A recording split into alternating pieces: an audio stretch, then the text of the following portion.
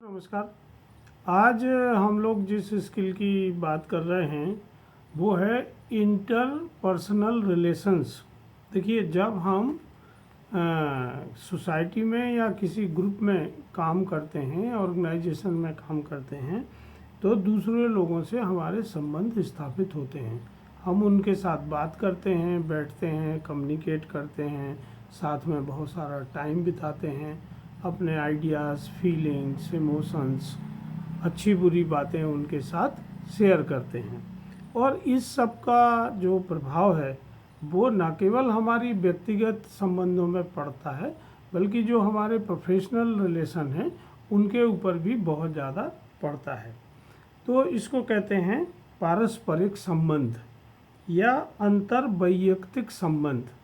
तो ये जो इंटरपर्सनल रिलेशंस हैं, इसको अगर हम ये कहें कि इसी स्किल की वजह से ही हम जिंदगी में सफल होते हैं, तो ये अतिशयोक्ति नहीं होगी, क्योंकि यहीं से ही सब चीज़ शुरू होती है और ये हमारी सफलता का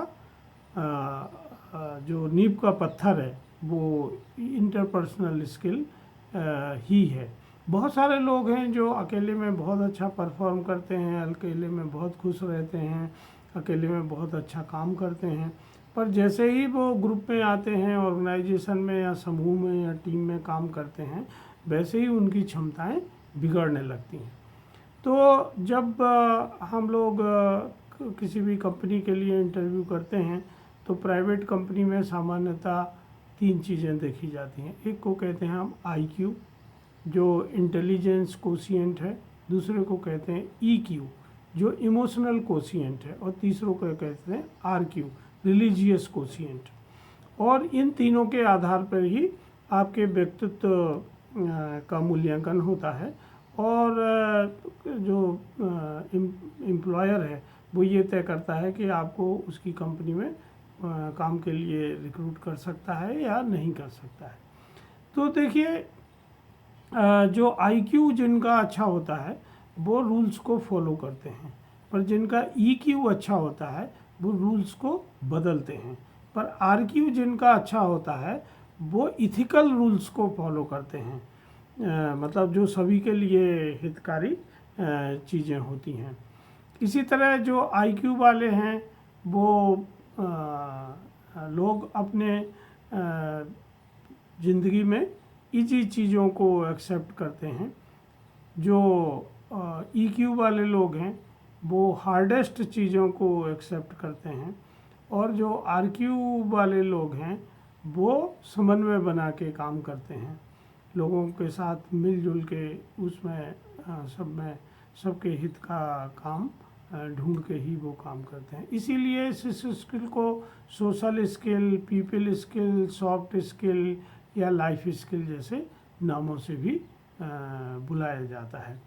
तो अगर जैसे हम कोई CV देखते हैं या किसी कंपनी का विज्ञापन देखते हैं तो उसमें सामान्यतः इस तरह के शब्द हमें देखने को मिलते हैं: active listening, team work, responsibility, dependability, leadership, motivation, flexibility, politeness, empathy.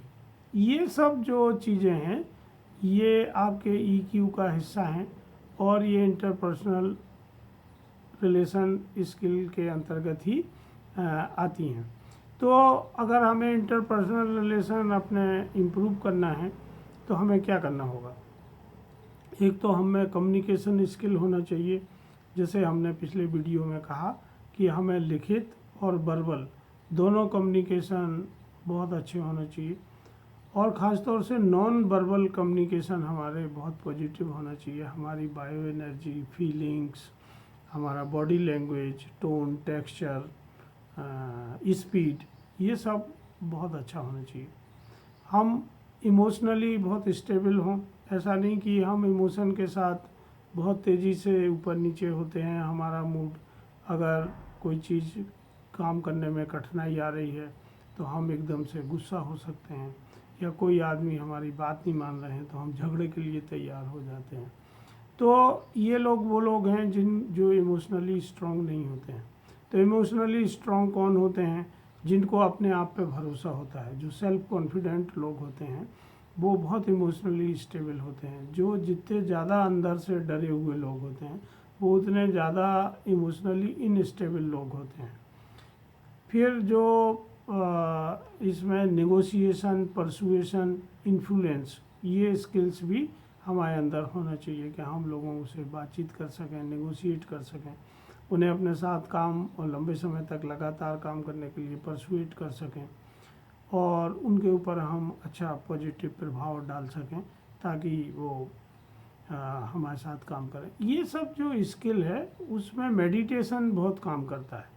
तो जो लोग मेडिटेट करते हैं और अपनी खुद की साइकोलॉजी को समझते हैं कि जो चीज़ें हमें बुरी लग सकती हैं वो दूसरे लोगों को भी बुरी लगती हैं, जो चीज़ें हमें अच्छी लग सकती हैं वो दूसरे लोगों को भी अच्छी लगती हैं। तो अगर आप अपने को बहुत अच्छे से समझते हैं तो आप बहुत अच्छी इंटरपर्सनल स्किल को डेवलप कर सकते हैं। तो इंटरपर्सनल स्किल आपके घर में भी काम आती है, आपके माता पिता, पत्नी, दोस्त, बच्चे, और आपके वर्क प्लेस पर भी काम आती है जिसमें आपके सभी तरह के कलीग होते हैं। तो इसको हमें ध्यान में रख के काम करना चाहिए, क्योंकि जैसे मैंने आपसे कहा कि ये आपकी पूरी लाइफ को या तो अच्छी तरफ ले जा सकता है या बुरी तरफ ले जा सकता है। तो इस स्किल को हम कैसे डेवलप करें, इसका जैसे मैंने पिछली स्किल्स के बारे में भी आपसे कहा कि लगातार प्रैक्टिस करना होगी, समझ विकसित करना और फिर उस समझ के साथ प्रैक्टिस करना। तो सबसे पहले आप अपने व्यक्तित्व में ऐसी चीज़ें ढूंढें जहां आप बहुत ज़्यादा गलतियां करते हैं, जहां आपकी बात बनते बनते बिगड़ जाती है। तो आइडेंटिफाई एरियाज़ फॉर इम्प्रूवमेंट, आप कहाँ अपने आप को सुधारना चाहते हैं, कौन सी चीज़ें आपको करना है, कौन सी चीज़ें नहीं करना है। तो इन बिंदुओं को आपको आइडेंटिफाई करना चाहिए। और ये कोई बुराई की बात नहीं है, क्योंकि हम जीवित प्राणी हैं और हम निरंतर बदलते हैं। तो या तो हम ऊपर की तरफ जाएंगे या डिटोरिएट होंगे, इंक्रीज होंगे या डिक्रीज होंगे, कभी भी आप कांस्टेंट नहीं रहेंगे। तो आपको इम्प्रूवमेंट करना चाहिए। जहाँ हेल्प की ज़रूरत है, प्रोफेशनल्स की ज़रूरत है, नई स्किल सीखने की ज़रूरत है, तो वो आपको करना चाहिए। दूसरा है focus on your basic communication skill. जब भी आप बात करते हैं तो आप अपनी चेतना को दो तरफा बनाएं, एक अपने तरफ रखें चेतना का एक अंश और एक सामने वाले की तरफ रखें। तो आप दोनों तरफ देख पाएंगे कि आप बात करते समय क्या फील कर रहे हैं, क्या सोच के आप बोल रहे हैं, और सामने वाला कैसे फील कर रहा है, वो उसका अर्थ कैसे निकाल रहा है। तो आपको बहुत फोकस्ड होकर ये काम आप कर सकते हैं, और धीरे धीरे अगर आप अभ्यास करते हैं तो ये चेतना दो तरफी हो जाती है। अभी क्या है, हमारी चेतना एक ही तरफ होती है और सामान्यतः वो बाहर की तरफ होती है। तो हम सामने वाले पे बहुत ध्यान देते हैं पर हम अपने ऊपर ध्यान उतना नहीं रखते हैं। फिर जो जैसे मैंने कहा कि इनवर्ट देखना चाहिए, आपको अपने अंदर झांकना चाहिए और ये लगातार आपको देखना चाहिए कि आप स्ट्रेस में तो नहीं हैं, आप इमोशनली इनस्टेबल तो नहीं हैं, उस समय आप बहुत ज़्यादा खुश या बहुत ज़्यादा दुखी तो नहीं हैं, आपकी एनर्जी लेवल कैसा है, बहुत ज़्यादा लो है या बहुत हाई है। क्योंकि ये चीज़ें आपके बिहेवियर को इफ़ेक्ट करती हैं, ख़ासतौर से एम्पैथी और सोशल स्किल सेल्फ अवेयरनेस से ही सुधरती है। इसके लिए और कोई तरीका नहीं है। लोग आपको पॉइंट बता सकते हैं, प्रैक्टिस करा सकते हैं, पर इसमें इम्प्रूवमेंट आप अपने आप में ही ला पाएंगे। Use and practice your interpersonal skill in particular situation. जहाँ ऐसे लोगों के साथ जहाँ आप कंफर्टेबल फील करते हैं, जहाँ आपको जज नहीं किया जाता है, जो आपके बहुत क्लोजेस्ट फ्रेंड हैं, उनके साथ आप इसको पहले ट्राई करिए और फिर इसको वर्क प्लेस में लेके जाइए। तो जब आप अनकंफर्टेबल सिचुएशन में होते हैं या अपने कंफर्ट जोन से बाहर होते हैं, तब आप देखेंगे कि आपकी जो इंटरपर्सनल स्किल है उसका सही टेस्ट उस समय होता है। तो इसके लिए आपको रेजोल्यूशन एंड मीडिएशन का काम आना चाहिए, ताकि दूसरे लोगों के बीच में अगर कोई कॉन्फ्लिक्ट है, आपके अंदर कोई कॉन्फ्लिक्ट है, तो आप उसको ठीक तरीके से मिटिगेट कर सकें, उसका हल निकाल सकें। Reflect on your experience and improve. जैसे मैंने आपसे कहा कि आप हमेशा चेतना को अपनी तरफ रखिए और मॉनिटर करते रहिए कि आप क्या कर रहे हैं, और जहां आपको लगता है, कहने की ज़रूरत नहीं है, आप जब अकेले हैं तो उसको आप इम्प्रूव कर सकते हैं।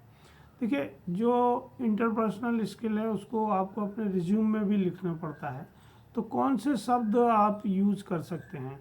जैसे ज़्यादातर लोग awareness, caring about other people, collaborating and working well together with others, clear communication skill, conflict management and resolution skill, consultative feedback, constructive feedback, diplomacy, empathy for others, encouraging and inspiring people to do their best, flexibility in thinking and opening style, humor and light-heartedness,